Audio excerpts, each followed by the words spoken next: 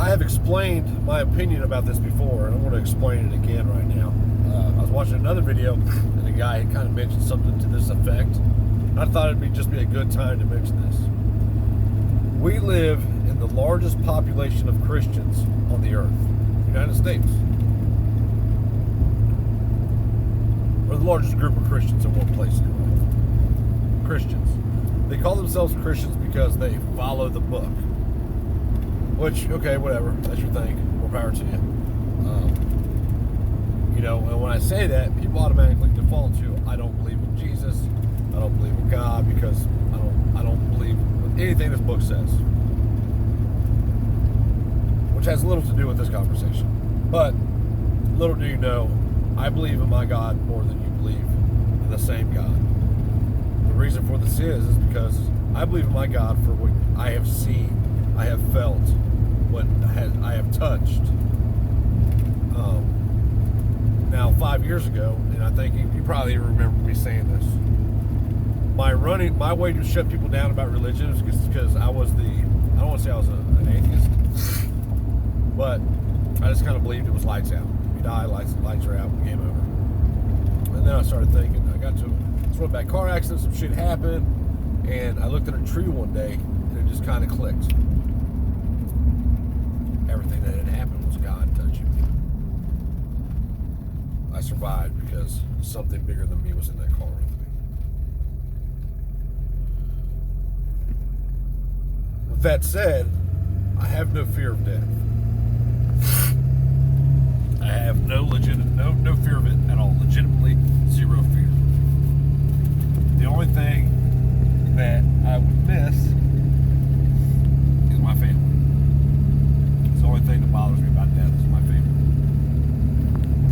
Now, if you look at the wars that we just got done, playing around in the sandbox for the last, the sandbox in the mountains for the last 2 decades. The reason Afghans have never been defeated by a military is because they truly believe in their gods. You cannot defeat them. Either they kill you and they win, or you kill them and they even win bigger because they believe in their God.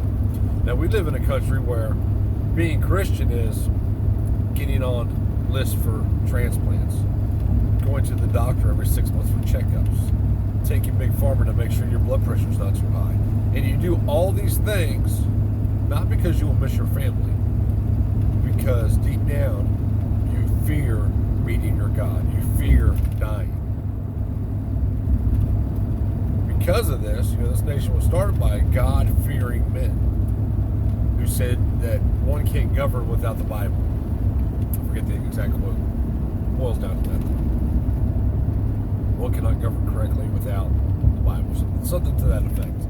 And although I don't have much faith in Bibles today, there's the closest version of the Bible to the original text. This is verifiable. Is King James 16:11. Have you ever read it? No. You read King James or the New International Version. Some Bible that, some people or person has put in multiple words changing the meaning of every verse, chapter, and book in the Bible, which is why I have no faith in it. Anyway, Christians have let this country down more than anybody. And Christians are the ones that claim, for the most part, to be patriots. Ask a patriot if they're a Christian, and chances are they're going to say yes. But the truth is, you are neither a Christian nor a patriot. You are a sheep. And it's sad to say, but it's the truth. 40% of your life would change if you did not fear dying. You would not be ruled if you did not fear dying. You would not let yourself be, extorted. And there's not one thing, name one thing, just one thing that government does to you that if I did the same thing, you wouldn't have fucking shoot me for. And rightfully shoot me. Just one. Well, they provide EMS and they provide the police. No. You're extorted so that those people can be paid. You provide for them because you fear government. And all that shit does is Make more government, more control, more extortion.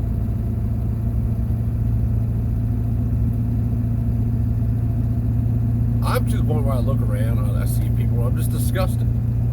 I'm absolutely disgusted with what 350 plus million people have allowed a small percentage of the population to do.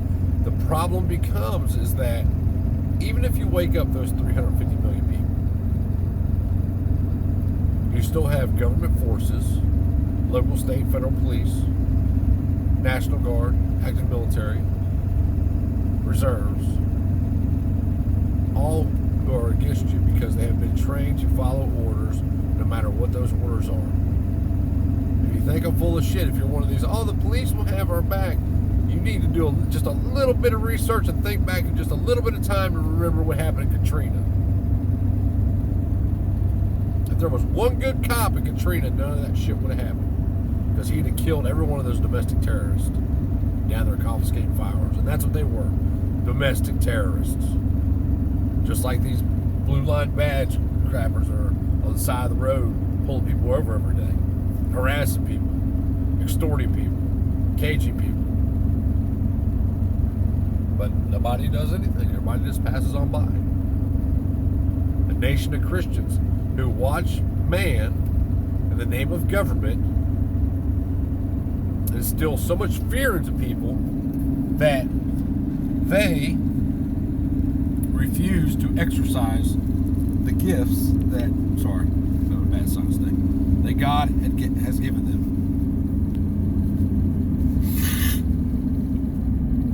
Everybody just passes by.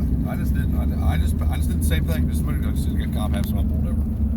You know, if everybody stopped when a cop pulls somebody over for hurting nobody, they ain't never got, somebody laying up under the car when they get pulled over. Ever. There's never a bicycle under the car or somebody else's car under the car. They're just pulling on the side of the road because they're going 5 miles an hour over the speed limit and harming nobody. If everybody stopped and said, hey, I'm not going to allow this to happen. I'm not going to allow you to take me to jail either. And you can kill me and I still win. Or you can leave and we win. The people win. Until the name of the game becomes I win, we all lose.